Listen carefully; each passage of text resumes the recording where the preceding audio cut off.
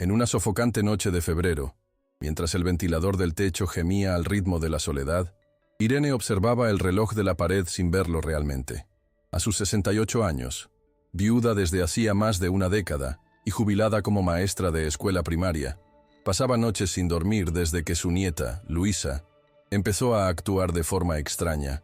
Era una niña de 9 años, de ojos color marrón claro que siempre estaban alerta, a quien antes le encantaba dibujar hadas y pasar horas creando mundos imaginarios en el patio trasero.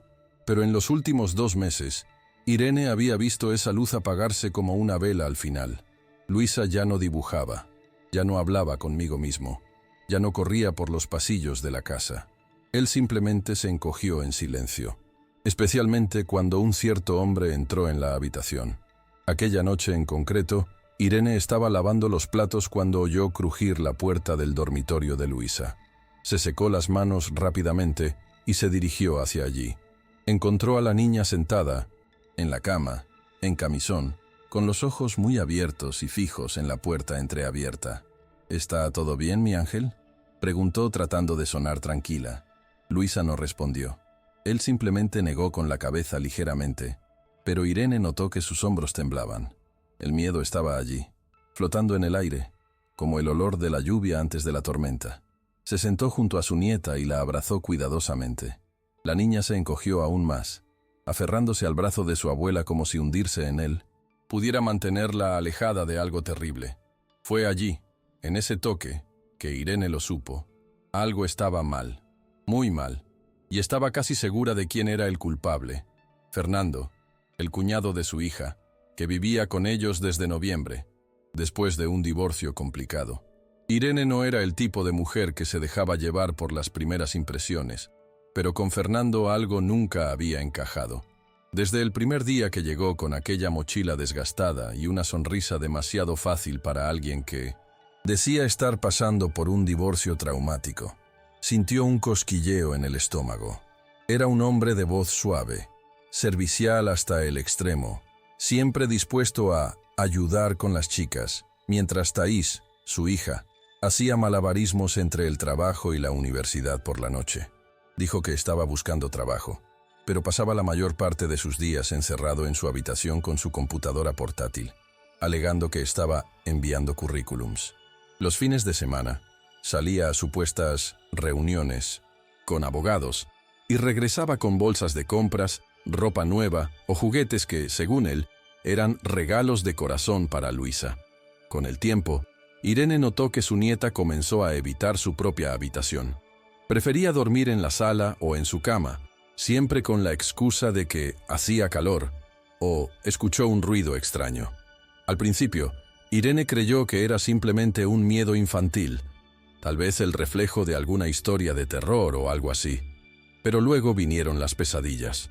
Luisa se despertaba, gritando, sudorosa, con los ojos muy abiertos, murmurando cosas incoherentes sobre un hombre en el pasillo, un secreto que nadie podía saber y que, si se lo contaba a alguien, desaparecería con mamá. Con cada nuevo episodio, Irene sentía que las piezas encajaban en su lugar en un oscuro rompecabezas. No había marcas visibles, no hubo gritos durante el día, pero allí estaba ese silencio ensordecedor, la mirada baja de la niña, la rigidez en su cuerpo cada vez que Fernando se acercaba. Era como si la casa, una vez llena de color, estuviera siendo invadida por una niebla espesa y sofocante. E Irene lo sabía, o actuaba ahora, o perdería a Luisa para siempre. A la mañana siguiente, Irene preparó el desayuno con manos temblorosas. El olor a café recién hecho y a pan tostado parecía contrastar con la pesadez del aire. Thaís salió apresurada, como siempre, llegando tarde al trabajo en una oficina de contabilidad en el centro de São Vicente. Luisa seguía durmiendo, envuelta en las sábanas como si fueran su armadura contra el mundo.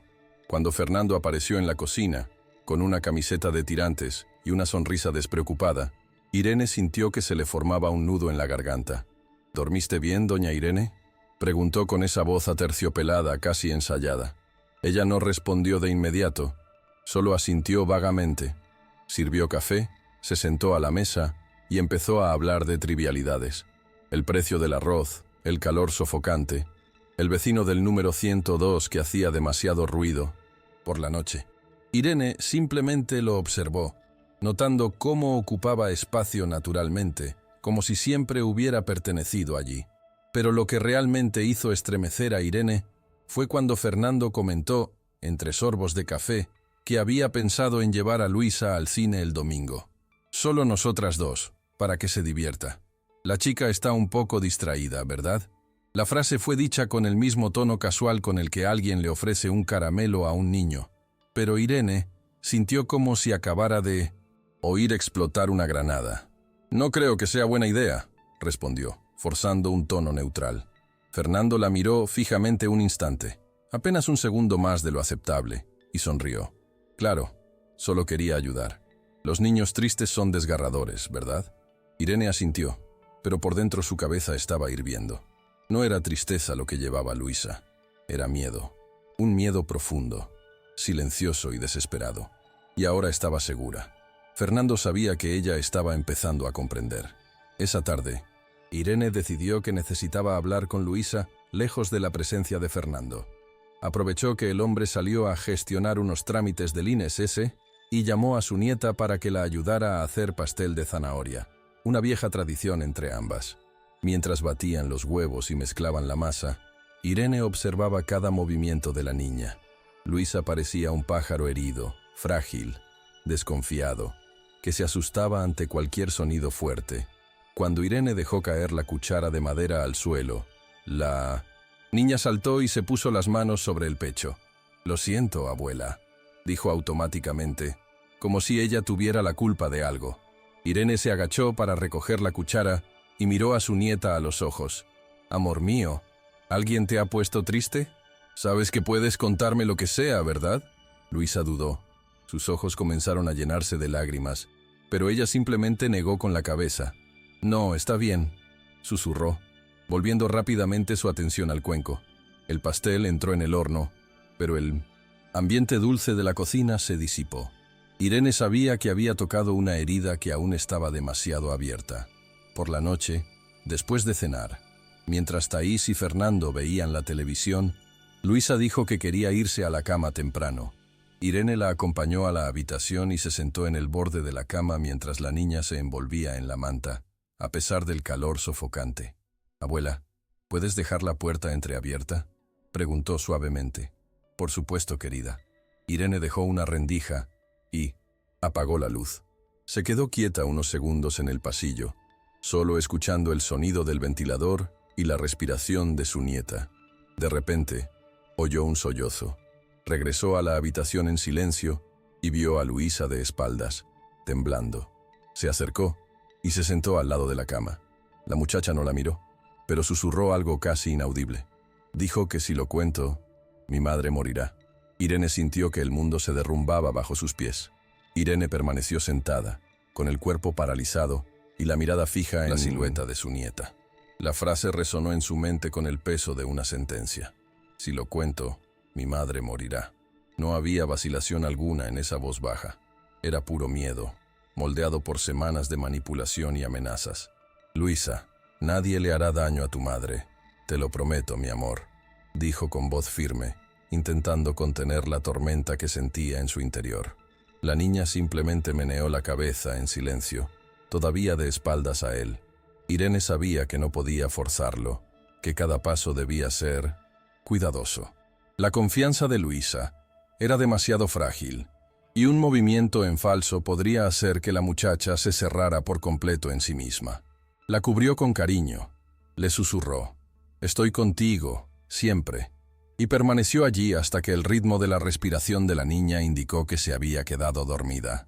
De vuelta en la sala, Fernando y Thaís discutían un documental en la televisión como si el mundo no se estuviera cayendo a pedazos dentro de aquella casa.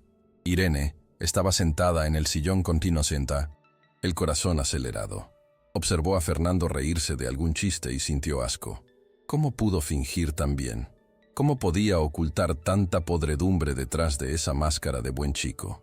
Miró a Thaís, que estaba agotada, con los ojos hundidos por alguien que apenas dormía y trabajaba el doble para mantener la casa. Sería difícil hacerle ver la verdad. ¿Qué pasa si no lo crees? Irene sabía que no bastaba con decir, mi nieta dijo esto o aquello. Necesitaba pruebas, algo que desmontaría cualquier excusa, cualquier disimulación. A partir de esa noche, la misión de Irene cambiaría por completo. No bastaba proteger a Luisa, necesitaba exponer a Fernando. Y lo haría aunque tuviera que renunciar a la paz, a la tranquilidad y, si fuera necesario, al silencio que la habían acompañado durante años. A la mañana siguiente, Irene se despertó antes de que saliera el sol. Soñé con Luisa llorando en un pasillo oscuro, intentando gritar, pero sin voz. Se sentía agotada, pero ya no podía posponer lo inevitable. Se levantó en silencio y fue a la cocina, donde anotó en un viejo cuaderno todo lo que su nieta le había contado. No quería confiar solo en la memoria. Sabía que cuando llegara el momento, cada detalle importaría. Anotó fechas aproximadas, cambios de comportamiento, frases clave. Luego, escondió el cuaderno dentro de una bolsa de plástico en el fondo de una olla a presión que nadie usaba. El miedo era tan grande que incluso un trozo de papel parecía peligroso. Más tarde, cuando Fernando salió a hacer algunas entrevistas, Irene decidió dar el primer paso. Fue al centro y compró una microcámara espía. La vendedora sugirió uno que parecía un cargador de teléfono celular. Era caro, pero Irene no lo dudó. Pagó en 3 cuotas con su tarjeta y tomó la caja registradora con las manos sudorosas. De regreso a casa, esperó el momento adecuado. Cuando Thaís y Luisa salieron para el mercado, ella aprovechó para instalar el aparato en el enchufe junto al pasillo, posicionándolo de forma que tuviera una vista parcial de la puerta del dormitorio de la niña. No sabía si funcionaría, si lograría algo concreto, pero fue un comienzo. Al anochecer todo parecía como siempre. Cena sencilla, conversación ligera, un poco de telenovela. Fernando estaba entusiasmado. Dijo que tenía una buena oportunidad de trabajar en un sitio web de marketing y que tal vez pronto podría ayudar con las facturas. Irene se limitó a sonreír y fingió prestar atención, sus ojos ocultando el torbellino de emociones. Cuando Luisa se fue a dormir, se quedó en la habitación con la niña hasta que estuvo segura de que estaba en un sueño profundo. Luego regresó al pasillo y miró discretamente la cámara. La pequeña luz parpadeaba. Estaba grabando. Irene entonces se apoyó contra la pared con el corazón acelerado. A partir de esa noche, nada volvería a ser igual. A la mañana siguiente, Irene esperó a que todos salieran de la casa. Fernando había salido temprano diciendo que necesitaba imprimir unos documentos, y Thaís llevó a Luisa a un chequeo de rutina en el centro de salud. Tan pronto como la puerta se cerró, Irene se dirigió directamente a la salida camuflada. Con dedos temblorosos sacó la tarjeta de memoria y la insertó en el viejo cuaderno que usaba para buscar recetas y chatear con amigos en Facebook. La pantalla tardó más de lo habitual en mostrar los archivos, como si el tiempo mismo se resistiera a revelar lo que allí se escondía. Fueron más de 4 horas de grabación. La mayoría de ellas solo mostraban el pasillo vacío, las luces apagándose, la sombra de alguien yendo al baño. Pero a las 2:47 de la mañana, la imagen se sacudió levemente. Una figura apareció en la cámara, caminando descalza, lenta y cuidadosamente. Era Fernando. Se detuvo frente a la puerta de Luisa y permaneció allí durante casi 1 minuto. A Irene casi se le sale el corazón de la boca. La imagen era silenciosa, pero decía más que cualquier palabra. Fernando puso la mano en el pomo de la puerta, dudó, miró a su alrededor y luego dio un paso atrás. Caminó de regreso por el pasillo en silencio. Irene pausó el vídeo, paralizada. ¿Fue eso suficiente para demostrar algo? No, pero fue la primera confirmación visual de que sus sospechas no eran fruto de la paranoia. No tenía ningún motivo para estar rondando la habitación de Luisa a esas horas de la mañana. Y ahora Irene se preguntaba, ¿cuántas otras noches habría hecho lo mismo sin que nadie lo viera? La respuesta le provocó náuseas. Necesitaba más. Necesitaba sonido. Necesitaba que Luisa hablara. Entonces decidió comprar una grabadora de audio. El plan era doloroso, pero necesario. Lo escondía dentro del osito de peluche favorito de su nieta, que estaba en su cama todas las noches. Irene sabía que estaba pisando territorio oscuro, pero también sabía que, en el fondo, Ya llevaba allí mucho tiempo. 2 días después, en una discreta farmacia del centro, Irene compró una grabadora pequeña, sencilla y con una batería de 1900 larga duración. Al llegar a casa, esperó a que Luisa saliera con su madre y desmanteló con cuidado la costura de la base del osito de peluche que ella llamaba Pipo. Insertó el dispositivo allí, reforzó la costura con puntadas casi invisibles y probó el botón de activación con las manos sudorosas. Todo funcionó. El plan la hizo sentir cruel, como si estuviera invadiendo la privacidad de su nieta. Pero el miedo era mayor. Necesitaba saber qué estaba pasando dentro de esa habitación cuando todos dormían. Esa misma noche, Irene se propuso acompañar a Luisa en su rutina habitual. Baño, cepillado de dientes, pijama limpio, cuento. Se acostó a su lado durante unos minutos, como lo había hecho antes de que comenzaran las pesadillas. «Pipo dormirá contigo esta noche, ¿de acuerdo?», dijo entregándole el osito de peluche con la voz más dulce que pudo reunir. La niña asintió con una débil sonrisa y lo abrazó como si fuera su escudo. Irene se despertó varias veces esa mañana, siempre con los oídos atentos a cualquier ruido que viniera del pasillo. Alrededor de las 3:15 am, escuchó el suave clic de una puerta que se abría. Ella se levantó inmediatamente, descalza, y caminó silenciosamente hacia el pasillo. Pero no había nadie, solo el ventilador de la habitación girando lentamente. Esperó unos minutos, con el corazón latiéndole con fuerza. Luego regresó a su habitación y se sentó allí hasta que salió el sol. Cuando Luisa salió para la escuela con su madre, Irene sacó la grabadora del osito de peluche y la conectó a sus auriculares. Los primeros minutos fueron sonidos suaves, movimientos de mantas, el ruido lejano de los coches que pasaban por la calle. Pero entonces, alrededor de las 3:20, una puerta crujió, pasos ligeros. Una voz masculina baja susurró algo que Irene no pudo comprender inmediatamente. Luego, un sonido apagado. Y por último, la voz de Luisa. «No quiero, por favor no lo hagas». Irene se quitó el auricular de la oreja como si le hubieran dado una bofetada. Las manos temblaban. La realidad finalmente había roto la última barrera de la duda. Irene pasó el resto de la mañana con la grabadora en la mesa de la cocina, mirándola como si fuera un artefacto maldito. Su cuerpo estaba quieto, pero su mente daba vueltas en círculos. Lo que tanto temía se había confirmado. ¿Y ahora qué? Thaís permaneció ciega, confiando ciegamente en su cuñado que tanto la ayudaba en casa. Luisa, a su vez, quedó atrapada en una pesadilla de la que no podía despertar, temerosa de que si hablaba, algo terrible le sucedería a su madre. Irene se sintió sola en una guerra silenciosa, rodeada de una realidad insoportable. Alrededor de las 11 de la mañana, tomó una decisión.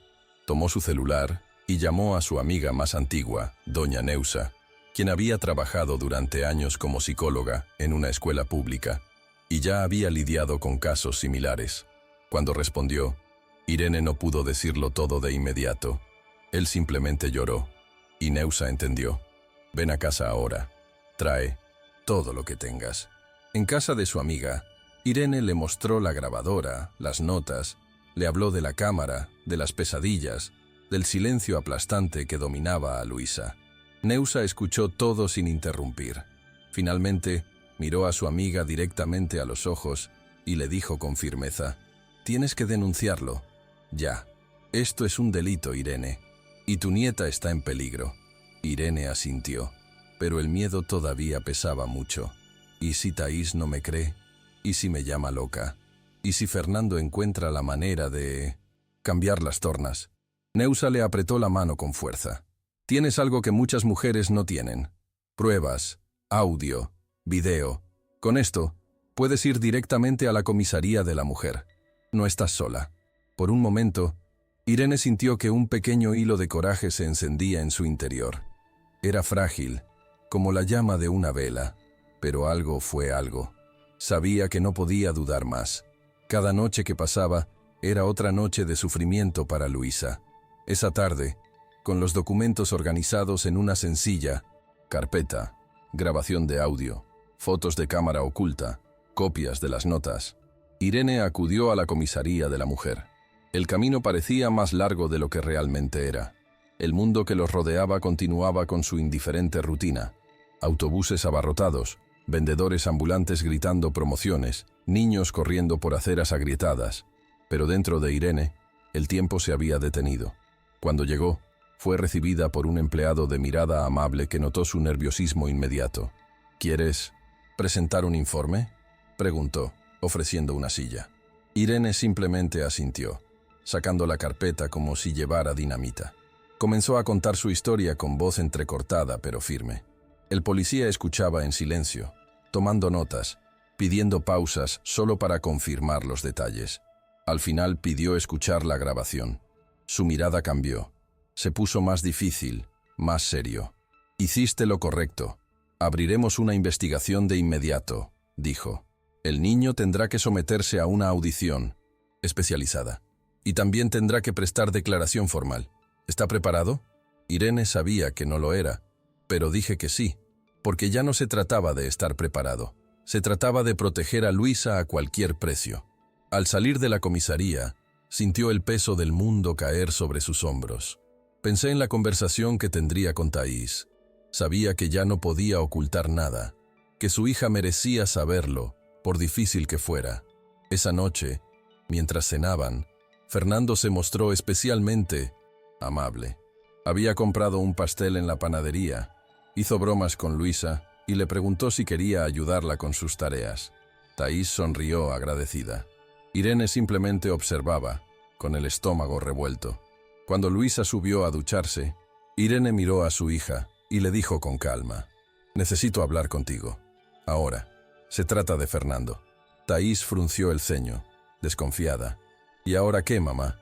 Irene respiró hondo y respondió con la valentía que había cultivado en los últimos días. «Luisa me contó cosas, y tengo pruebas». Por un momento, Thais permaneció en silencio. El tenedor que sostenía flotaba en el aire entre el plato y su boca. «¿Evidencia?», repitió con voz seca. Irene abrió la carpeta que estaba sobre la mesa, sacando la grabadora, la tarjeta de la cámara y las notas. «No estoy haciendo acusaciones impulsivas, Thais. Esperé, observé, lo reuní todo. Escucha esto». Con dedos temblorosos presionó play. La voz de su hija era como una piedra, inmóvil, mientras escuchaba la grabación. El crujido de la puerta, los susurros, la débil súplica de Luisa. Cuando terminó, Thais tenía los ojos muy abiertos, pero todavía estaba atrapada en el limbo entre la conmoción y la incredulidad. No, podría ser otra cosa. Luisa ha estado teniendo pesadillas desde que murió su padre. Quizás esté confundida. ¿Y por qué me lo ocultaste? Irene sintió que la ira y el miedo se mezclaban, porque sabía que reaccionarías así, porque estabas tan ocupado intentando que todo funcionara que no te diste cuenta de lo que tenías delante. Thais se levantó bruscamente de la mesa, empujando su silla hacia atrás con fuerza. Caminó hacia el fregadero de espaldas, con las manos en el pelo y los hombros tensos. «¿Sabes lo que dices, mamá? Soy Fernando, el que lavaba los platos aquí cuando estaba en el hospital. El que le enseñó a Luisa a montar en bicicleta». Irene se levantó lentamente y respondió con firmeza: «Sí, el mismo chico que camina por el pasillo al amanecer y susurra cosas en la habitación de 1900. Tu hija. Lo vi con mis propios ojos. Y tú también lo acabas de oír». Thais se giró lentamente. Los ojos estaban llenos de lágrimas. Quería negarlo, aferrarse a la idea de que todo había sido un error. Pero algo en la grabación, o tal vez el temblor de su madre, estaba empezando a romper el muro de su negación. «¿Y ahora?», preguntó en un susurro. «Ahora protegeremos a Luisa y nos enfrentaremos a este monstruo». Esa noche, la casa tenía un silencio diferente. No es el silencio de la tensión, acumulada o del miedo que flota en el aire, sino un silencio lleno de intención, de alerta. Thais se había encerrado en su habitación durante más de una hora después de su conversación con Irene. Cuando salió, sus ojos rojos y su expresión endurecida lo decían todo. Ella creyó. Yo había creído. Y ahora estaba furiosa. «Luisa va a dormir en mi habitación hoy», dijo simplemente, sin levantar la voz.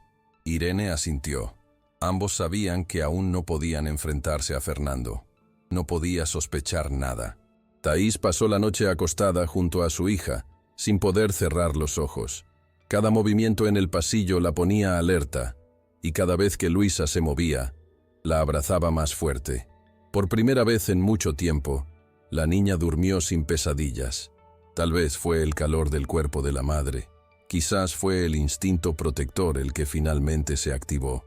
A la mañana siguiente apareció Fernando con el mismo aire ligero de siempre, preguntando si alguien quería pan caliente de la panadería. Thaís apenas lo miró. Irene dijo que no era necesario. «Hoy voy a recoger a Luisa del colegio», anunció la hija con voz cortante. «Quiero pasar tiempo con ella». Fernando se rió, como si no notara el cambio. «Claro, tú decides. Le encantará». Luego se fue silbando y con las llaves balanceándose en el bolsillo. Cuando la puerta se cerró, Thaís se dejó caer en la silla de la cocina y dejó escapar un suspiro que parecía contener años de culpa y dolor. «Mamá, ¿cómo no lo vi? ¿Cómo?» Irene se sentó a su lado y le tomó la mano. «Porque nadie espera que el mal venga disfrazado de ayuda, y porque intentabas sobrevivir. Esto no es culpa tuya, es culpa suya».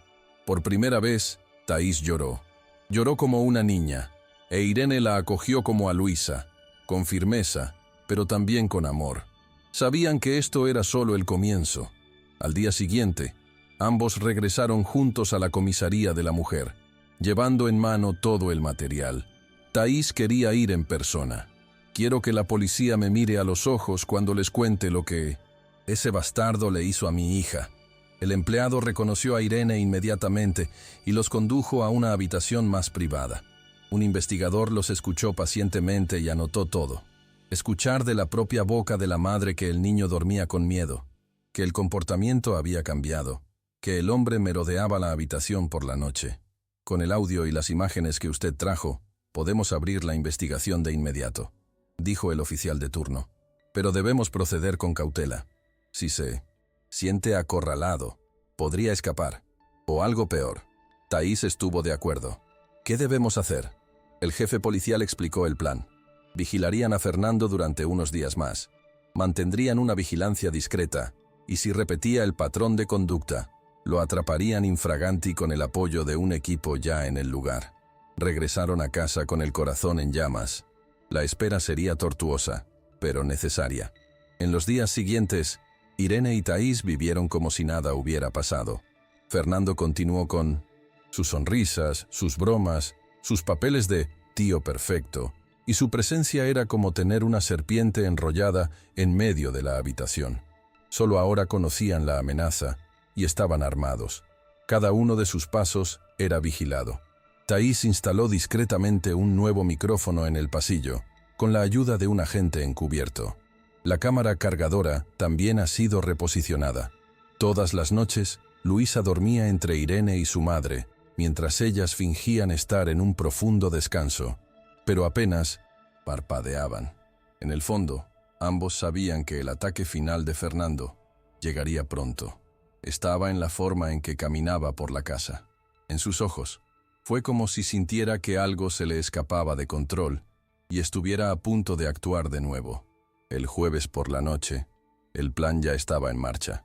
Fernando creía que Thaís había sido llamada a una reunión de emergencia en el trabajo, que Luisa estaría bajo el cuidado de su abuela y que Irene se acostaba temprano. Todo preparado a la perfección. De mí no. Hecho, Thaís estaba en la casa de doña Neusa, con el celular en altavoz, conectada con la policía. Los agentes estaban posicionados afuera, listos para actuar. Irene había tomado tranquilizantes suaves durante el día para controlar su ansiedad, pero ahora, a las 2:40 de la mañana, su cuerpo se sentía como una cuerda estirada a punto de romperse. Ella permaneció sentada en la silla del pasillo, a oscuras, con solo el monitor de la cámara en sus manos.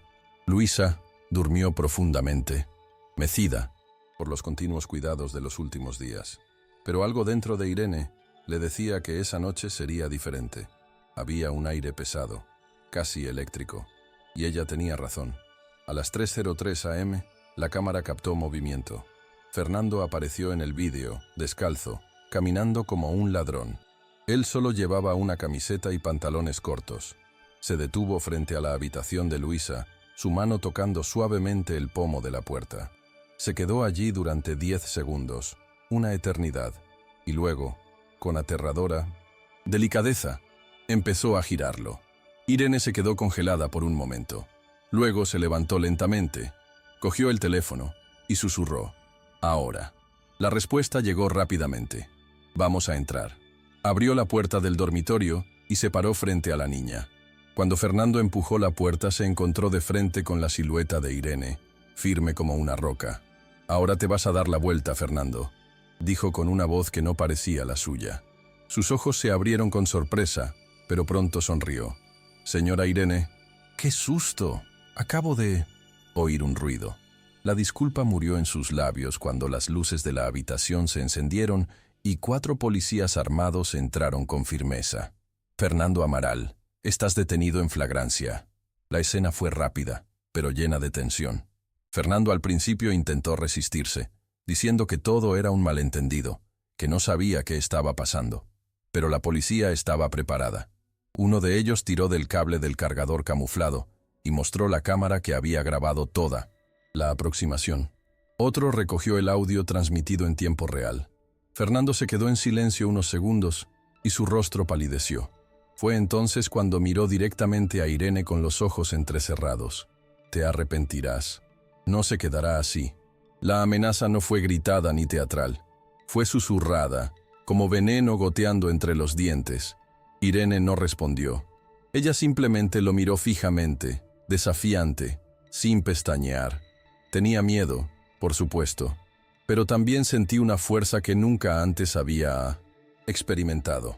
Su nieta estaba detrás de la puerta, y nadie, volvería a ponerle la mano encima. Thaís llegó minutos después, corriendo, acompañada de uno de los investigadores. Al ver a Fernando esposado y siendo llevado al coche patrulla, se detuvo en medio de la habitación, como si necesitara confirmar con sus propios ojos que aquello era real. Fernando todavía intentó hablar con ella. «Thaís, por favor, sabes que yo nunca...». Levantó la mano, cortando cualquier intento de defensa.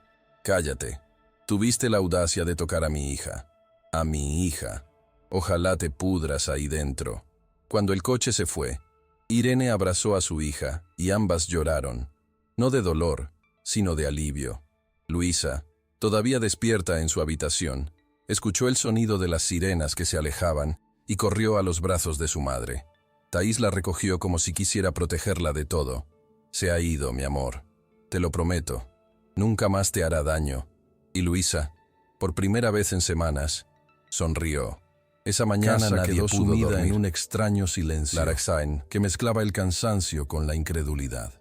Thaís pasó la mayor parte del tiempo sentada en el suelo junto a la cama de Luisa, acariciándole el pelo mientras ella finalmente se quedaba dormida sin encogerse. Irene permaneció en la habitación, mirando por la ventana, como si esperara que Fernando regresara arrastrándose de entre las sombras, como una plaga. Sabía que era irracional.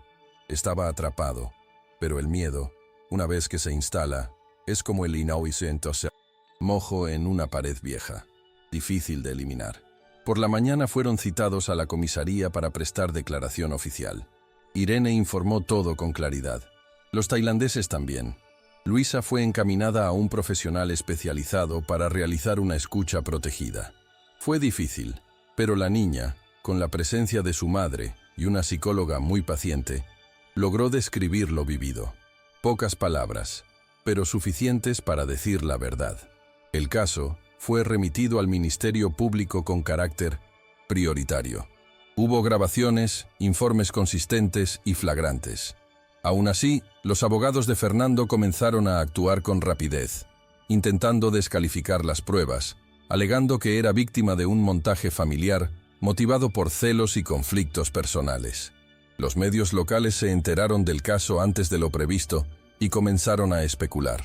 Un programa policial incluso difundió imágenes borrosas de la casa, lo que obligó a Irene y Thaís a mantener a Luisa en casa durante unos días. Pero había un apoyo silencioso que iba creciendo. Los vecinos que antes simplemente saludaban comenzaron a dejar notas de apoyo. Una señora del edificio de al lado trajo pasteles y dejó un mensaje sencillo. «Es una chica fuerte. Lo superará. Irene guardó eso en su corazón, porque era verdad. Luisa era fuerte. Y ahora, finalmente, estaba a salvo. Pero la lucha por encontrar una cura apenas comenzaba. La primera señal de mejoría llegó un martes soleado, casi 2 semanas después del arresto de Fernando. Luisa se despertó temprano, se puso ella sola el uniforme escolar y apareció en la cocina con el cabello atado en una cola torcida. «Abuela, ¿puedo llevar a Pipo hoy?», preguntó sujetando con fuerza el osito de peluche. Irene se tragó las lágrimas antes de responder con una sonrisa. «Claro que sí, mi amor. Le encantará dar un paseo». No fue solo la petición en sí, sino el tono. Había un poco de vida en la voz de la chica que no se había escuchado en mucho tiempo. Thaís observaba a su hija comer pan con mantequilla y hablar de exámenes de matemáticas, como si estuviera redescubriendo su infancia. Fue como ver el sol reaparecer después de semanas de cielos nublados. Todavía había sombras, pero ahora también había luz. La terapia comenzó oficialmente la semana siguiente. Luisa fue atendida por un psicólogo infantil especializado en trauma, recomendado por el oficial responsable del caso. En las primeras sesiones apenas hablaba. Yo dibujé. Yo siempre dibujaba. Las primeras páginas mostraban figuras oscuras, rincones sin luz, grandes ojos que la observaban. Pero poco a poco, las imágenes comenzaron a cambiar. Una tarde, Irene hojeó los dibujos y encontró uno con 3 figuras tomadas de la mano, una pequeña en el medio y 2 más altas con vestidos coloridos. Sobre ellos, un sol enorme. «¿Quiénes son estos?», preguntó suavemente. «Somos yo, tú y mamá», respondió Luisa. «Nos alejamos de la oscuridad». Eso fue más poderoso que cualquier diagnóstico. Thaís lloró, escondida en el baño ese día, sintiendo culpa y gratitud mezcladas en un solo sollozo. Su hija estaba regresando con ella, y no había nada más importante en el mundo que eso. En la tercera semana de terapia, la psicóloga sugirió que Luisa participara en un grupo de apoyo con otros niños que también habían pasado por situaciones similares. Thaís dudó al principio, pero Irene la convenció. Necesita ver que no está sola, que hay otros niños que también sobrevivieron. Luisa, para sorpresa de todos, aceptó. «Si no hablo, pensarán que también es culpa suya, ¿no?». La sentencia cayó como un ladrillo sobre el pecho de ambas mujeres. Fue la primera vez que la niña demostró comprender lo que había experimentado, y aún así, todavía pensaba en los demás. En la primera reunión del grupo, Luisa permaneció callada, pero observó todo. Una muchacha de pelo rizado contó una historia similar a la suya. Al final, Luisa se acercó y dijo: «Mi monstruo también dijo que no lo podía decir». Los dos se abrazaron, sin decir nada más. Y en ese gesto silencioso y poderoso, nació algo nuevo, la pertenencia. Mientras Luisa caminaba hacia la luz, Irene y Thaís cuidaban las ruinas que el trauma había dejado. La casa parecía más luminosa sin Fernando, pero aún había espacios donde el silencio dolía. Irene se encontró despertando en mitad de la noche, esperando oír el crujido de la puerta. Thaís empezó a desconfiar de cualquier hombre que se acercara a Luisa, incluso si era profesor o conductor de escuela. «Es como si se hubiera activado un interruptor dentro de mí», le confesó a su madre. «Ya no puedo apagarlo». Irene entendió. La sensación de estar siempre alerta era una cicatriz invisible, pero también fue una señal de supervivencia. Juntos, aprendieron a aceptar que nunca volverían a ser los mismos. Y eso está bien. «No necesitamos volver a como eran las cosas antes», dijo Irene. «Solo tienes que ser lo suficientemente fuerte para seguir siendo así». Y eso, día tras día, lo iban consiguiendo. 2 meses después de su detención, llegó una noticia que lo cambiaría todo. El juez había aceptado la denuncia del Ministerio Público y Fernando sería llevado a juicio. El trámite se realizaría con prioridad por tratarse de un menor. Thaís recibió la llamada en el trabajo e inmediatamente llamó a Irene. «Ya pasará, madre. Él responderá por todo». Irene guardó silencio unos segundos antes de responder. «Genial, pero ahora viene lo difícil». Thaís sabía exactamente de qué estaba hablando su madre. Tendrían que revivir los detalles, enfrentarse a abogados defensores, escuchar argumentos repugnantes tratando de justificar lo injustificable. Pero ninguno de los dos dudó. La abogada de la familia era una mujer firme y con experiencia, recomendada por una ONG que ayudaba a víctimas de violencia sexual. Tienes un caso sólido. Tenemos pruebas, informes, grabaciones. Intentará desacreditar al niño, como siempre. Pero no estás solo, aseguró. En los días previos al juicio, a Luisa le evitaron toda conversación. Continuó con su terapia y, con ayuda de la psicóloga, realizó una declaración en vídeo grabada en un ambiente controlado. Fue difícil. Lloró. Se detuvo varias veces, pero al final logró contarlo todo. Cuando Thaís e Irene vieron el vídeo por primera vez, quedaron devastadas, no solo por el evidente dolor de su nieta, sino por el absurdo coraje de la niña. «Ella es más fuerte que nosotros dos juntos», murmuró Thaís. Irene simplemente asintió, conteniendo las lágrimas. «Ella es lo más puro del mundo». Y él intentó romper eso. La grabación fue entregada a la fiscalía como pieza central del escrito de acusación. Al ver la imagen de la niña, abrazando a su osito de peluche remendado, mirando directamente a la cámara y diciendo, «Solo quería que parara», ni siquiera el fiscal pudo ocultar su emoción. La justicia estaba en camino, y ahora tenía un nombre, un rostro y una voz. El día del juicio llegó envuelto en una tensión densa, casi palpable. La sala del tribunal estaba llena, pero silenciosa. Los periodistas se reunieron afuera, mientras los activistas sostenían carteles exigiendo justicia para Luisa y tantos otros niños invisibles. Irene llevaba una blusa azul claro, la misma que había usado el día que nació Luisa. Thaís sostenía un pañuelo en sus manos, apretándolo como si fuera un ancla. Cuando Fernando entró escoltado, vestido con uniforme beige y esposado, evitó mirarlos directamente. Pero Irene no apartó la mirada. Lo miró con la misma frialdad con que se mira a un animal venenoso. «Este hombre no nos va a quebrar», pensó. El juez inició la vista, y el primero en ponerse de pie fue el fiscal. Con voz firme, explicó los hechos. Mostró extractos del audio, imágenes de la cámara, informes psicológicos, y finalmente mostró el vídeo de Luisa. La habitación quedó en absoluto silencio mientras la niña hablaba. En ese vídeo, Luisa no era solo una víctima, era un faro. Ella dijo con calma, incluso con lágrimas en los ojos, que no entendía por qué el tío Fernando hacía eso. Dijo que si se lo contaba, mi madre se iría, que sería mi culpa, pero se lo conté a la abuela, porque mi abuela me mira diferente a los ojos, y sabía que me escucharía. Cuando el vídeo terminó, hubo una pausa larga e incómoda. La jueza, una mujer de mediana edad, respiró profundamente antes de permitir que la defensa hablara. El abogado de Fernando intentó cambiar la narrativa. Sugirió que Luisa estaba confundida, que la grabación podía ser malinterpretada, que las imágenes solo mostraban a un hombre que iba a verificar un ruido. Es inocente, cariñoso, un pilar para esta familia tras la muerte del padre de la niña, dijo con fingida indignación. Irene casi se levanta en ese momento, pero Thaís la sujetó firmemente del brazo. Escucharán nuestra verdad hasta el final. El fiscal esperó pacientemente a que terminara el pequeño acto de la defensa y luego se puso de pie, como si se preparara para asestar el golpe final. Excelencia, señores del jurado, veamos los hechos.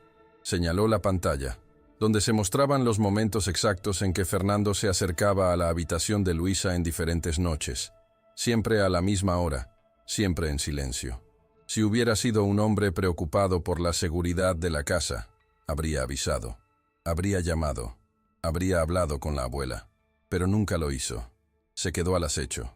Luego volvió a reproducir la parte del audio en la que Luisa decía con miedo, «No quiero, por favor, no». El murmullo apagado de la voz de... La niña atravesó la habitación como un puñal. Esto no es un invento, es desesperación, es terror grabado. Esta chica no está confundida, está traumatizada. Y luego miró directamente al jurado. Y este hombre le quitó la paz a un niño que solo quería dormir. La cara de Fernando empezó a agrietarse.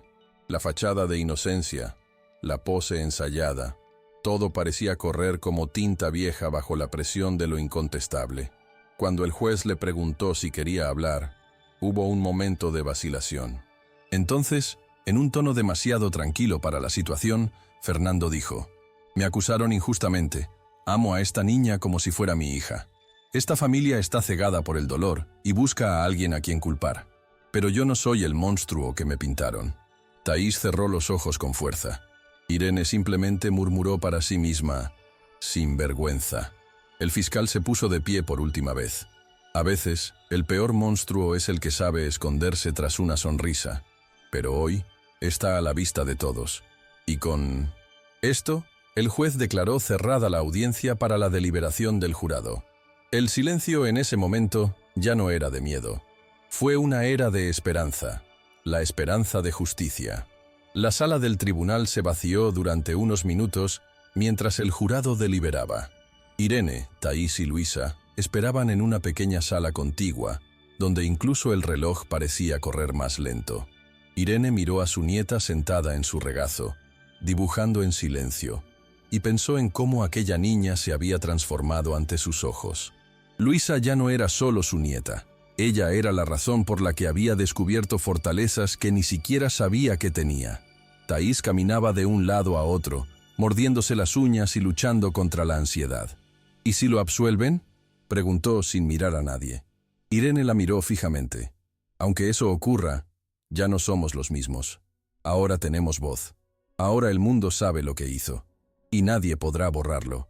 Thaís asintió, incluso con los ojos llenos de lágrimas. Cuando los llamaron nuevamente a la sala del tribunal, el mundo pareció girar más rápido. Fernando ya estaba sentado, mirando al suelo. El juez pidió silencio absoluto. El jurado regresó con rostros serios e inexpresivos. Una de los miembros, una mujer de cabello gris y mirada firme, se levantó con el papel en sus manos.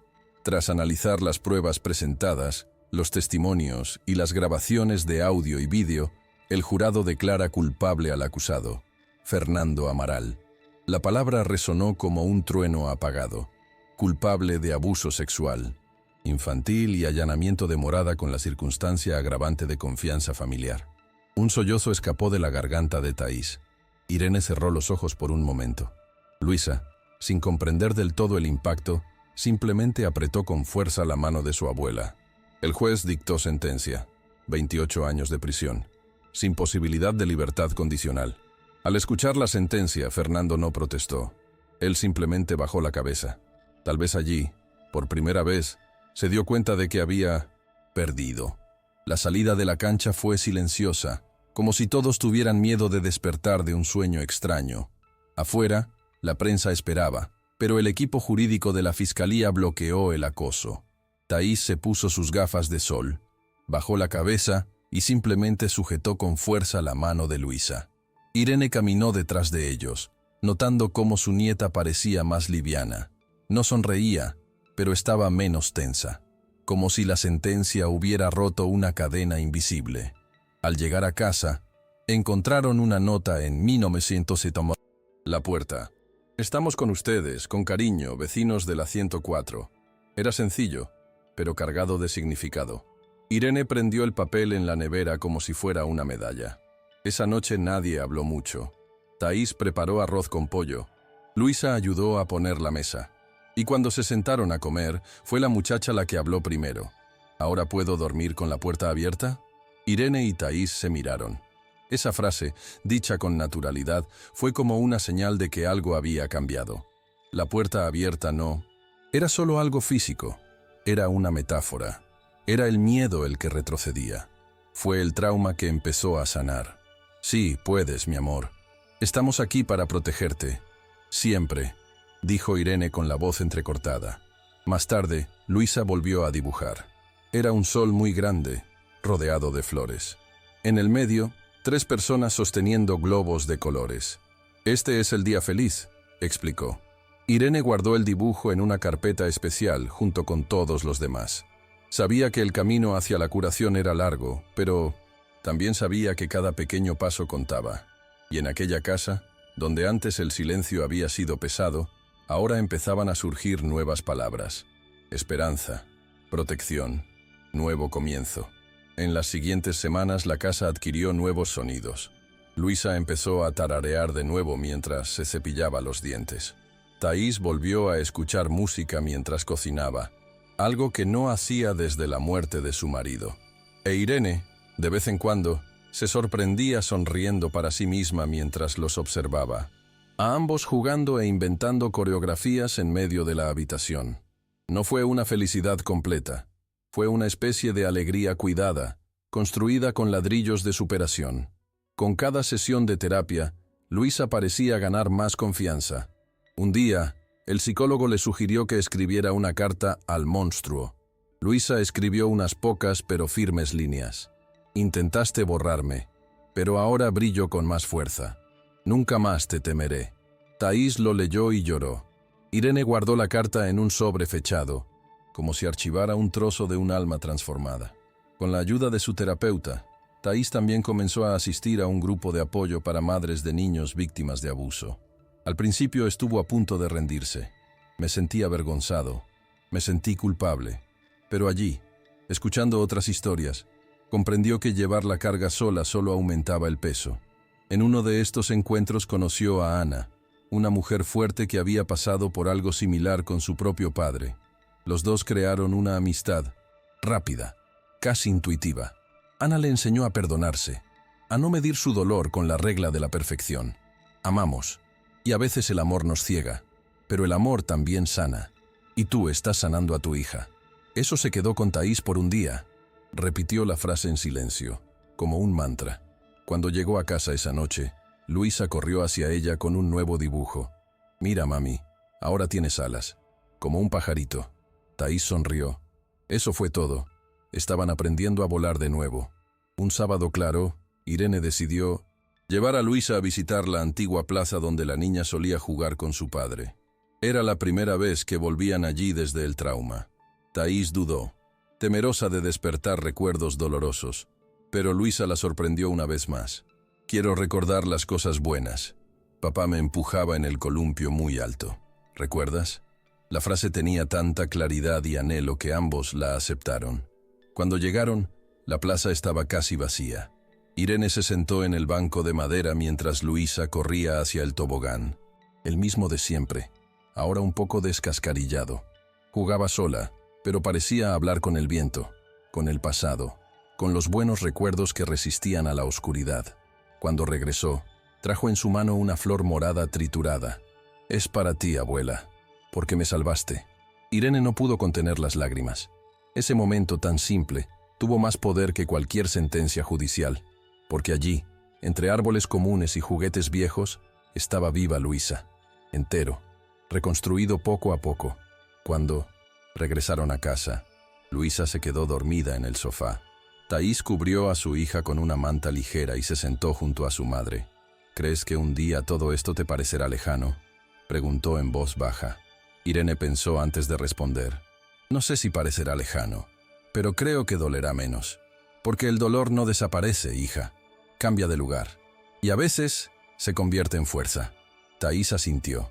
Estaba cansada, pero había algo nuevo en ella. Una esperanza que ya no provenía de la negación, sino de la certeza de que, aún con tantas grietas, su hija florecería.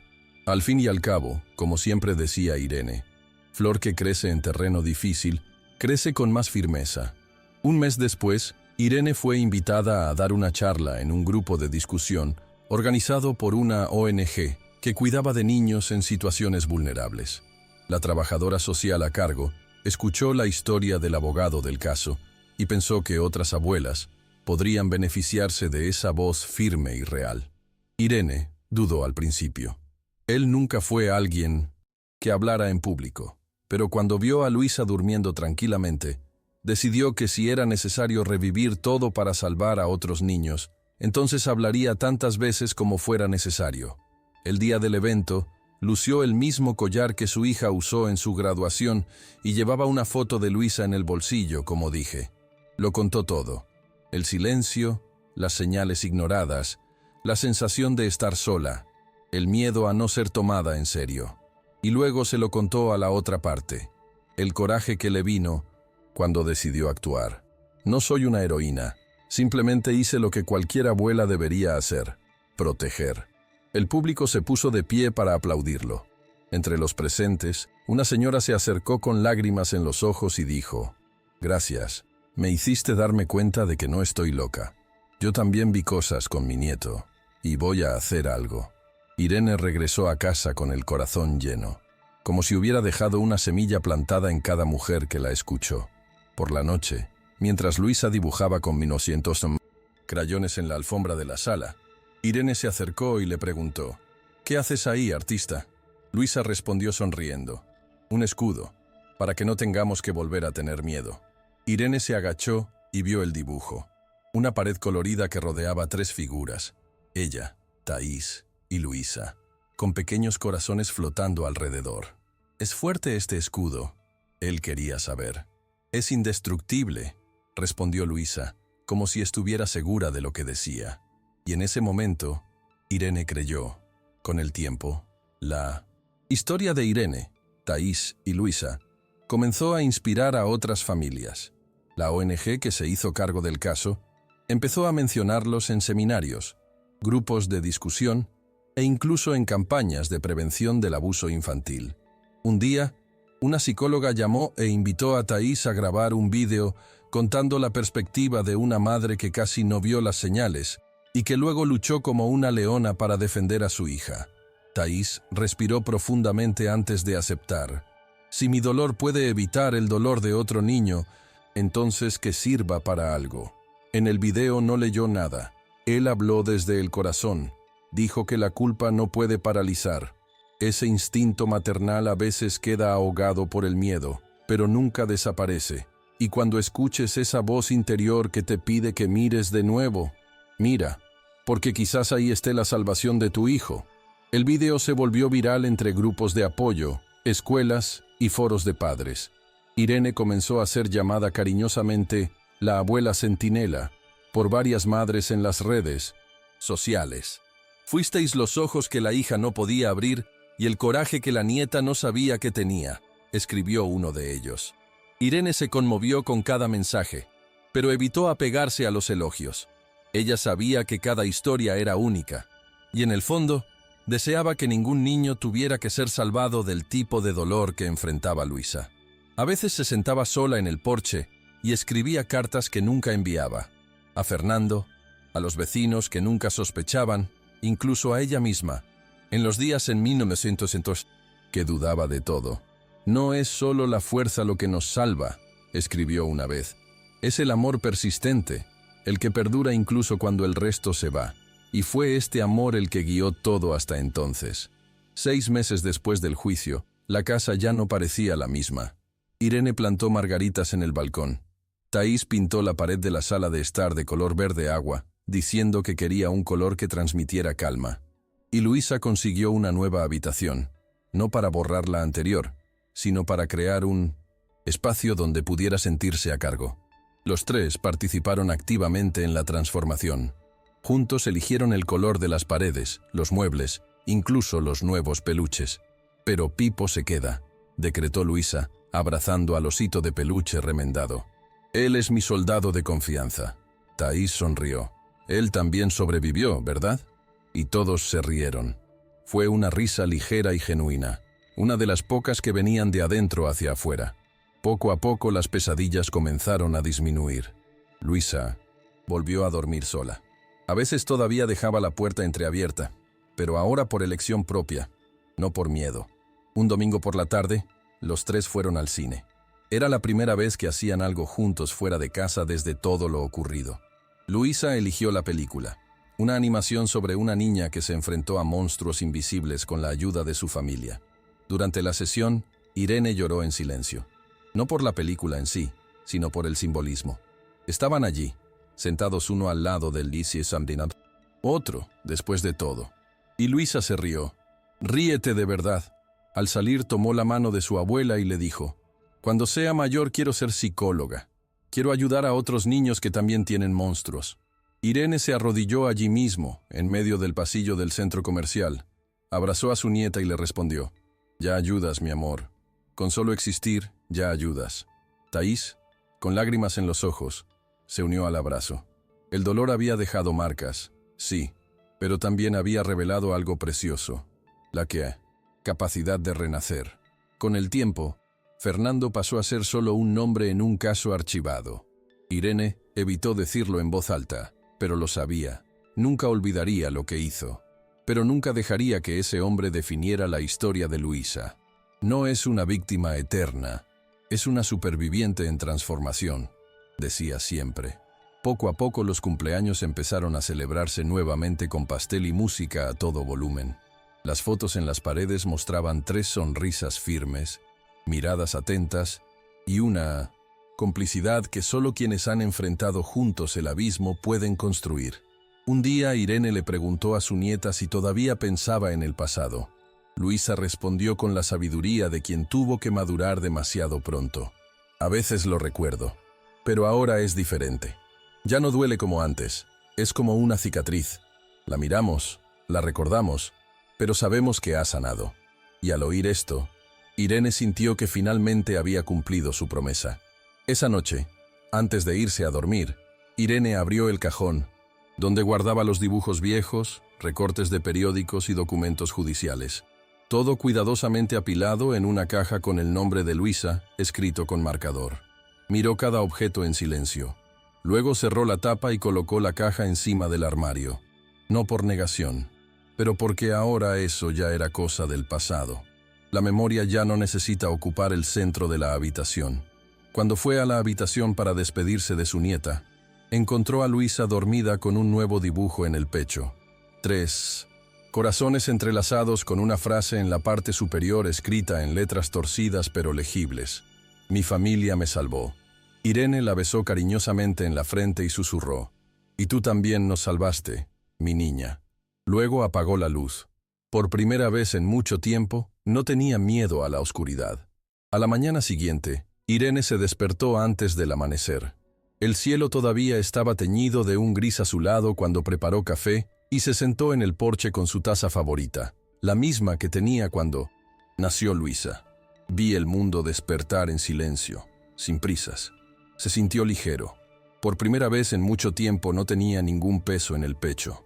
Era como si, después de atravesar un bosque oscuro e interminable, hubiera encontrado un campo abierto, donde el aire volvía a circular. La paz no era la ausencia de memoria. Era vivir con el pasado sin que éste abrumara el presente. Cuando Thaís apareció con el pelo todavía revuelto por dormir, Irene sonrió y dijo, «Hoy va a ser un buen día». Thaís respondió con un leve saludo y se sentó al lado de su madre. Los dos se quedaron allí, uno al lado del otro, escuchando a los pájaros.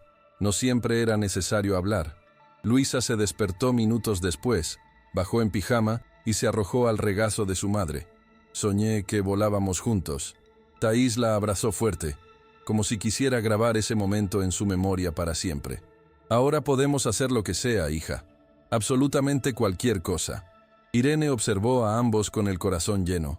Fue como ver una flor florecer después de la helada.